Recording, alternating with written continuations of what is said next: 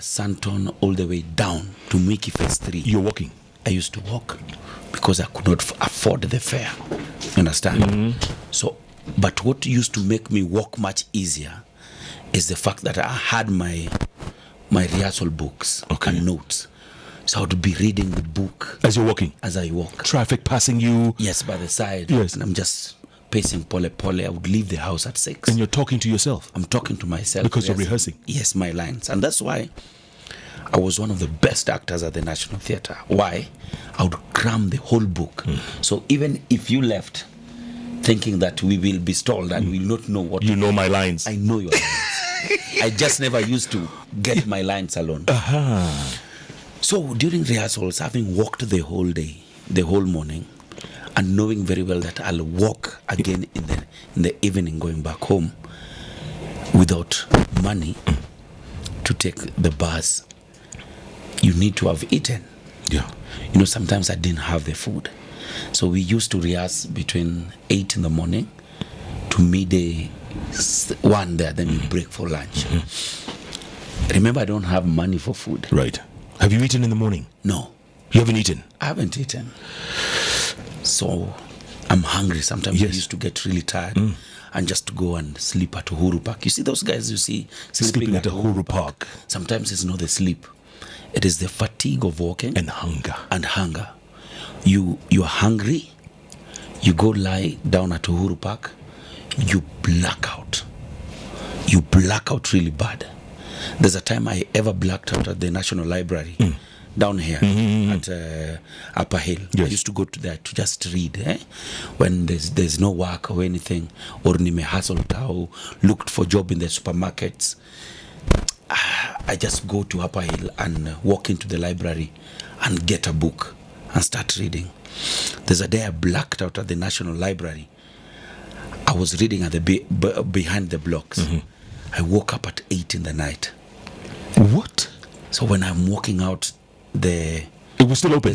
The security thought I was a thief, and I told them because of hunger, I blacked out and I was sleeping, and I can't live with this book. You have the book, so that you give it in the morning. Yes. So I had to walk again in the night as I headed down to Mwiki. My goodness. You get? You're ninja. Ninja. It's when you see this guy sleeping at Uhuru Park, yes. Do not disturb them. Do not do anything. No. Let him just go. Let him sleep. Let him sleep. You get? So this special friend of mine had been watching me for some time. He told me, Felix, there's something about you. When people go for lunch, you go to the basement. The National Theatre has a basement. So guys would break out for lunch, and guys would go for their chips, their what, because remember, there are some people in this group who've been making money for a long time, and I'm just starting up. I haven't made so many friends. You understand? Yeah. All I have is my talent. You get? And I believe that one day, God will open ways. So this beautiful lady had been watching me, and he told me, Felix, there's something about you. When people break for lunch, you go to the basement. What do you always go to them? Tell her always just go and relax, But why don't you go for lunch? I've always eaten at home, so I just used to lie. I never used to let people know my problems. Correct. So much. Yeah. Because when people know your problems, yes, then they start running away from you. You understand? Yeah, they escape. So she's called Scolly Cheruto. Scolly. Amazing friend of mine. So Scolly told me, Felix, you're lying to me. I watched you the other day, and I saw you go sleep at the basement. Then when people are coming back, you wake up. I told her, yes, because I don't have money for food. So from that day,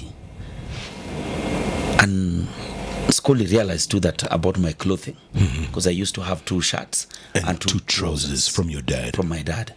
So I would change the clothes up and down. Yeah, and mix and match. Play with your eyes and think that I have so many clothes. Yeah. So she realized that, and she told me, what about your clothes and stuff? You I know what you always do. You always just mix and match. You don't have clothes. I told her, Scolly, this is a long story. Forget about it. Things will open up. One day, all this will be the past. Yes. You understand? Yeah. So Scolly from that day used to carry for me food every single day. Every single day. From her home. She would cook, but in her meal, she would add my portion. So anytime people break for lunch, she would come behind the National Theatre, the basement, and I'd share her food with her. What, like chapo? Chapo, madondo, sometimes ugali na nyama. She would just go walk. Every day? Every day she shared her meal with me during a whole rehearsal. No. For how long? For almost a month. For almost a month. Every day? Every single day. You don't have to know someone to help them. You understand? But you can just know what somebody's going through and stand there for them. Where is Scolly today? Scolly is one of the producers of she went into full production with Maisha Magic. She's done a few shows, and up to today I have Scolly's number off head. It has never changed. And you're still friends? We are still friends. And she's watched your progress? We meet all the time. Sometimes we just laugh. Oh, this is to Scolly Cheruto. Cheruto. Oh, Cheruto. Yeah. Amazing person. Great story. God bless you wherever you are. Oh, what a story. I can't even match that. I can't match that. That was a great story. It's the Hot Breakfast with Jeff and Jalango.